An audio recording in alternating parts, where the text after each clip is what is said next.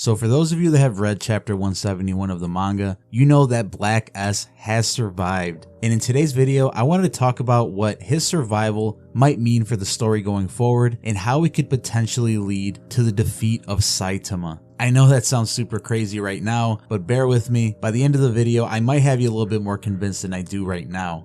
But really quick before we get into it, if you guys enjoy One Punch Man and One Punch Man related content, then you literally do not need to go anywhere else, because I post videos multiple times a week talking about various One Punch Man theories, have general discussions, and most importantly do chapter reviews, because I do pride myself in being probably one of the first YouTubers to get a One Punch Man chapter review out once a chapter drops. So you definitely want to be subscribed with notifications on so you can be the first person to know as soon as a chapter is released. But alright, let's get into it. So like I said, if you guys read chapter 171 of the manga, then you know that Black S barely survives the events of the Monster Association battle. After seeing his Platinum S form get completely destroyed by Garou, which contained most of his cells, and also seeing Metal Bat take out what appeared to be his final reserve of cells, it's kind of weird to think that he even made it out of this in the first place. Well, we can assume that after Metal Bat had taken out that final cell stock, that one cell survived and made it out to save Black S's life. And it's a very weak cell, because Black S himself says that in his current state, he's so weak that even a puppy could take care of him. So his plan right now is to lay low and regain his cell stock back up to its 54 trillion count, or potentially even higher.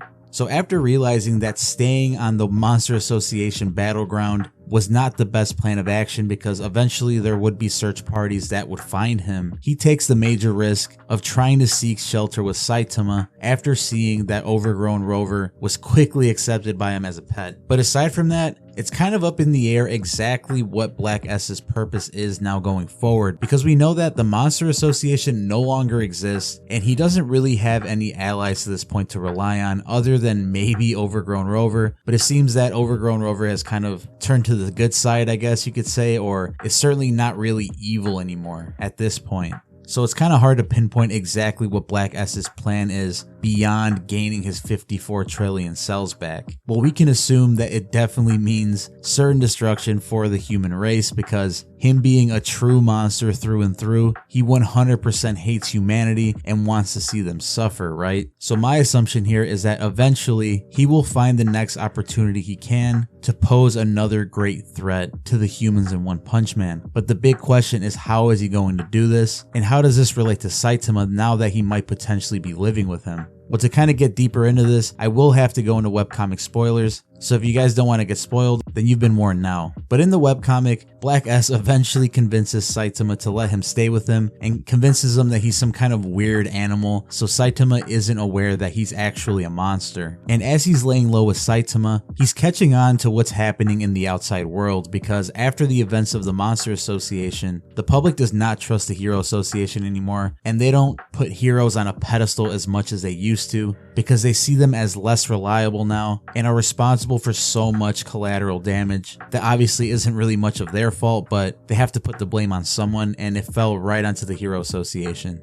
So identifying this, Black S notices that this is perfect for him, because the more discourse and the less unity there is among the humans, the more easy it will be for monsters to wreak havoc in the future. So as I stated before, his plan currently, as far as the webcomic goes, is to regain his cell stock and strike when the time is right. Well, seeing as how the Monster Association is now gone, and being the cunning monster that he is, he knows that he's not going to be able to wreak havoc on his own, so he's going to have to join forces with other powerful monsters like he did with the Monster Association. So that's why I believe there's a likelihood that he might come into relevance again once the God stuff really starts to pick up in the One Punch Man storyline. Once God becomes the main big bad and comes to the forefront of the story, because Black S will see that this is some unimaginable power that also wants to mess up humanity as much as he does. But seeing as how he's under the somewhat watchful eye of Saitama, it's going to be pretty hard to get around him or defeat him, right?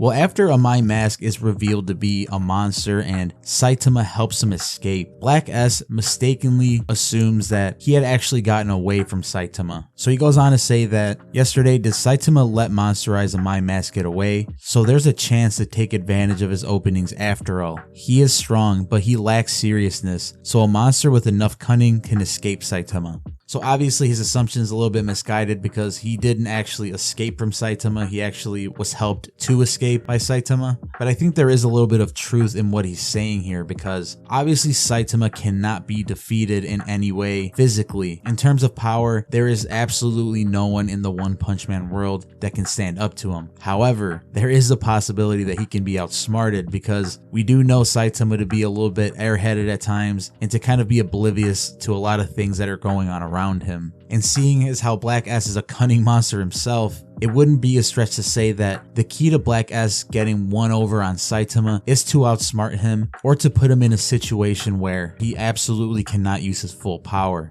So what I think is going to happen more than likely towards the end of the series is that when things really start getting ramped up, when God is ready to take over the earth and more than likely has his own group of cadre or quote unquote executives that are ultra powerful, Black S will either become one of them or aid his cause. And by then he probably will have even more than his 54 trillion cell count, which will allow him to achieve the next level of his evolution, which going from Golden S to Platinum S probably leads to Diamond S or some other extremely hard material. Let me know in the comments what you guys think his next form will be. But once he does this, seeing as how he probably had lived with Saitama for a while up until that point, he's gonna have a pretty good idea of who's close to him and when the best time will be to catch him off guard. So what's probably going to happen is that once he becomes powerful enough, he might either take Genos hostage or one of his new roommates or neighbors hostage, or even Moomin Right or someone that he highly respects, and demands that Saitama submits to him or makes him refuse to fight, which will then in turn kind of take him out of all the battles that are probably going to be occurring amongst the other S-class heroes and God's own cadres. Because I think One and Murata might mix things up a bit and not have Saitama arrive late or be off doing some other thing to explain why he isn't on ground zero fighting with the other S-class heroes and taking care of the big problem. I think they might take a little bit more of a creative approach here and have Black S put him in a situation where he absolutely cannot do anything. And it kind of goes back to what he said in the webcomic, where he notes that he can be outsmarted and that will be the key to defeating him. And once this happens, it'll probably be up to Genos or a group of S-class heroes to take Black S down to allow Saitama to finally get on the battlefield and take God out with one punch, like we know he probably will. Now who knows, things might get as crazy as Black S forcing Saitama to either become God's avatar or let God create a being that is on par with Saitama's seemingly limitless power level and have him be like the penultimate villain to defeat before reaching God. It does seem pretty unlikely that he'll become God's avatar, but I think there might be potential for Black S aiding God in making like a clone of Saitama or something like that, where he also has his limiter removed, but he's just an evil version of him. And it'll kind of give more credence to the evil Saitama theory that's going around in the Reddit space, and something I've actually made a video about, which I'll leave in the description below. But again, doesn't seem very likely,